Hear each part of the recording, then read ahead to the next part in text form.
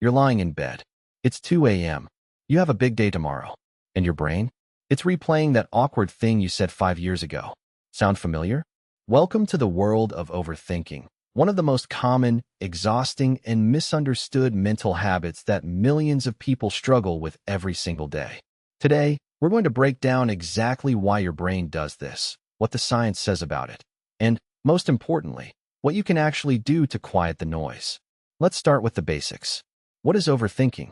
Overthinking is when your mind gets stuck in a loop, analyzing, second-guessing, and catastrophizing situations far beyond what's useful. It's not the same as careful thinking or problem-solving. Overthinking doesn't move you forward. It spins you in circles. Psychologists distinguish between two main types. The first is rumination, where you dwell on the past. Why did I say that? What should I have done differently? The second is worry, where you spiral about the future. What if this goes wrong? What if people judge me? Both feel like thinking. Neither is actually helping you. So why does the brain do this? Here's where it gets fascinating. Your brain has a region called the default mode network, a set of interconnected areas that activate when you're not focused on a specific task. It's your brain's idle mode, and it loves to wander. It loves to replay memories, simulate future scenarios, and process social situations. In small doses, this is actually useful. It helps us learn from experience and plan for the future. But in people who overthink, the default mode network goes into overdrive. Instead of gently processing, it starts looping, and looping, and looping. There's another player here too, the amygdala. This is your brain's threat detection center.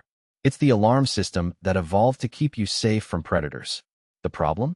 Your amygdala can't tell the difference between a tiger in the bush and a difficult conversation with your boss. It treats both as dangers.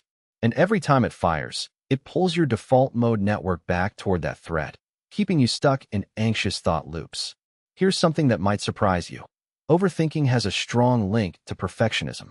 Research shows that people with high perfectionism standards are significantly more likely to engage in repetitive negative thinking.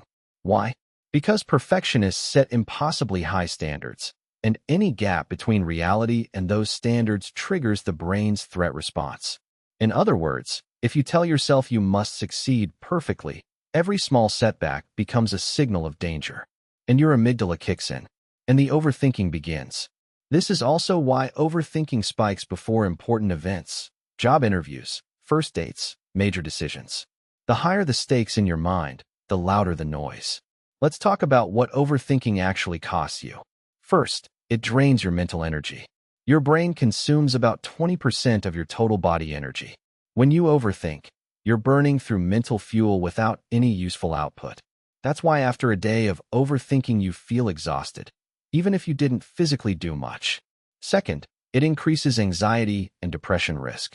Research shows that people who ruminate frequently are more likely to develop anxiety disorders and depression. The thought loops don't just reflect distress, they create it.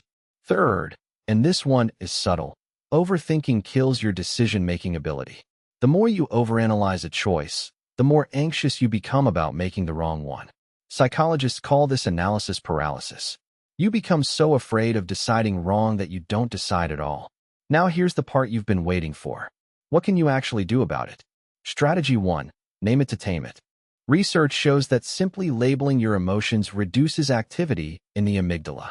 When you catch yourself overthinking, pause and say, out loud or in your head, I'm overthinking right now.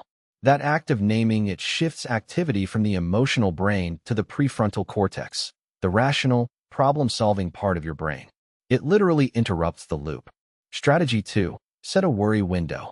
This sounds almost too simple, but clinical psychologists swear by it.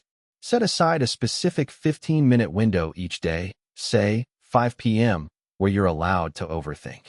When anxious thoughts come up outside that window, you tell yourself, I'll think about this at 5. You're not suppressing the thought. You're just scheduling it. Studies show this reduces total worry time significantly throughout the day. Strategy 3. Action, not analysis. Overthinking thrives in uncertainty. Action kills it. When you find yourself spiraling, ask, what's the one small thing I can do right now? Not the perfect solution. Just one action. Sending a message. Writing one sentence. Making one call.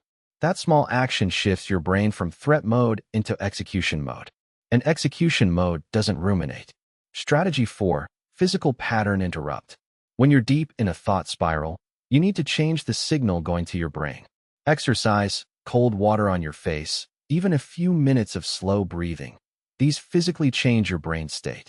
The physiological sigh, a double inhale through the nose, then a long exhale through the mouth, has been shown in research to reduce amygdala activity faster than almost anything else. Here's the bigger picture worth sitting with. Overthinking often masquerades as productivity. It feels like you're being responsible, thorough, careful. But there's a critical difference between thoughtful reflection and compulsive rumination. Reflection is purposeful. Rumination is circular. The goal isn't to stop thinking deeply. Deep thinking is a superpower. The goal is to stop thinking uselessly, to catch yourself in the loop, name it, and redirect that mental energy towards something that actually moves you forward. Your brain won't shut up because it's trying to protect you. Thank it for that.